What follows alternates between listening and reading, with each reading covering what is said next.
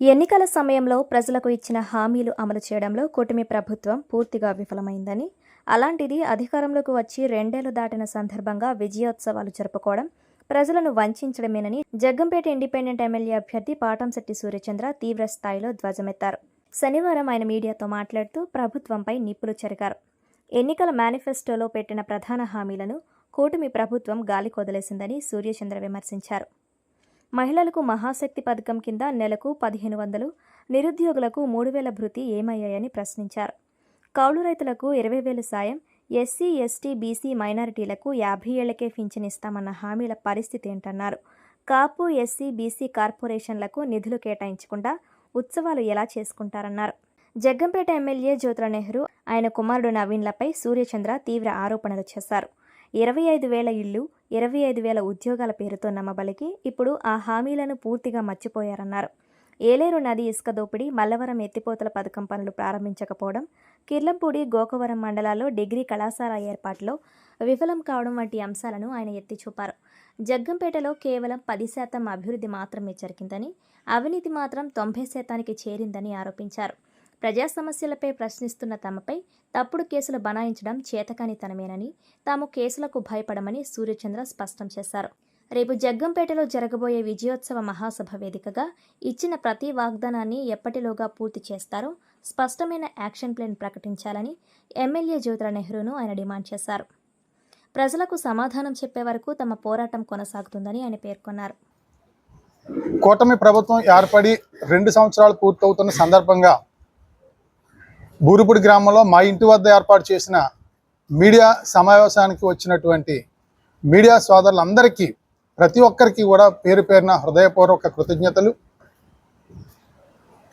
ఆంధ్రప్రదేశ్ రాష్ట్రంలో దేశవ్యాప్తంగా 2024 సంవత్సరంలో జరిగినటువంటి సార్వత్రిక ఎన్నికల్లో అత్యంత ఘన విజయం సాధించిన కూటమి ప్రభుత్వానికి, నరేంద్ర మోదీ గారికి, చంద్రబాబు గారికి, శ్రీ పవన్ కళ్యాణ్ గారికి, మా జగ్గంపేట నియోజకవర్గ శాసనసభ్యులు శ్రీ జ్యోతుల నెహ్రూ గారికి, మా ఎంపీ సభ్యులు శ్రీ తంగెళ్ళ ఉదయ శ్రీనివాస్ గారికి, తెలుగుదేశం, బీజేపీ, జనసేన కార్యకర్తలందరికీ కూడా, ప్రతి ఒక్కరికి కూడా శుభాకాంక్షలు తెలియజేస్తా ఉన్నాను.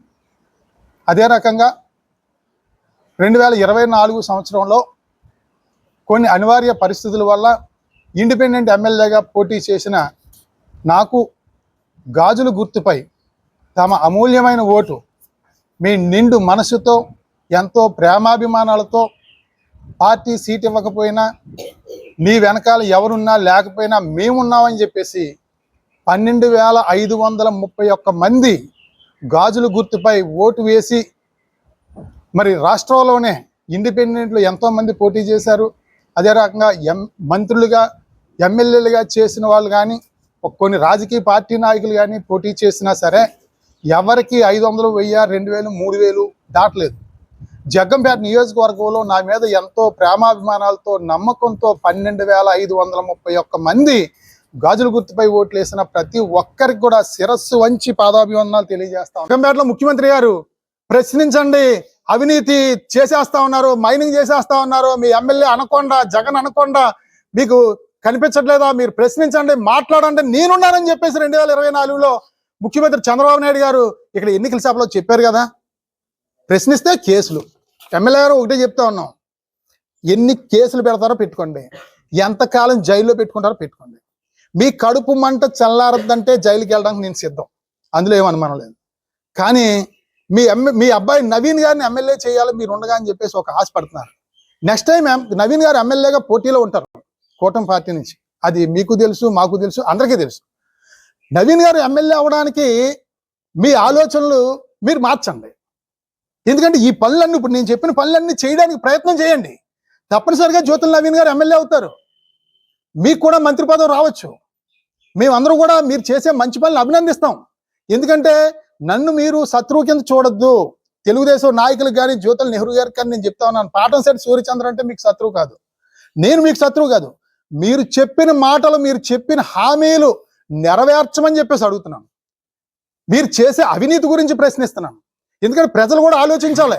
200 కోట్లు దోచేశాడు నెహ్రూ గారు అని చెప్పేసి నేను ఎందుకంటున్నాను, 200 కోట్లు దోచింది గ్రామాలకు రావాలి, పంచాయతీలకు రావాలి, పంచాయతీలకు వస్తే మన ఊర్లో డ్రైన్లు అవుతాయి, అక్కడ మన ఊర్లో ఎన్నో అభివృద్ధి చేసుకోవచ్చు కదా. 200 కోట్లు ఉంటే మీరు దోచుకోవడం ఏంటి? అంటే ముందోడు దోచాడు కదా నేను దోచేస్తాను అంటే అంటే దోచుకోవడానికైనా మీరు రాజకీయాలని అడుగుతా ఉన్నాం.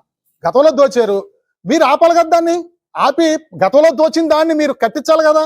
నేను చెప్తా ఉన్నాను, ఎక్కడ మీరు ఎంత మట్టి తీశారు, ఎక్కడ తోలారు, కొలతలతో సహా నేను చూపిస్తానని నేను చెప్తా ఉన్నాను. మీరు గతంలో జ్యోతుల చంటిబాబు గారు మట్టి తినేశాడు, దోచేశాడు, అమ్మేశాడు అని మీరు చెప్పారు కాబట్టి మీరు ఎక్కడెక్కడ అతను దోచుదించండి, వాళ్ళతో డబ్బు వెనక్కి కట్టించండి. ఈ 2 సంవత్సరాల్లోనే మీరు ఎక్కడ దోచారో ఏం చేశారో అనేది నేను చెప్తాను. మీరు డబ్బు కట్టండి. ఇక్కడి నుంచి ఈ యొక్క అవినీతి ఆపండి. రేపు 2029లో మీ అబ్బాయి నవీన్ గారు ఎమ్మెల్యేగా గెలవడానికి ప్రయత్నం చేయండి అని జగ్గంపేట నియోజకవర్గ ప్రజల తరపున మేము విజ్ఞప్తి చేస్తా ఉన్నాం. మేము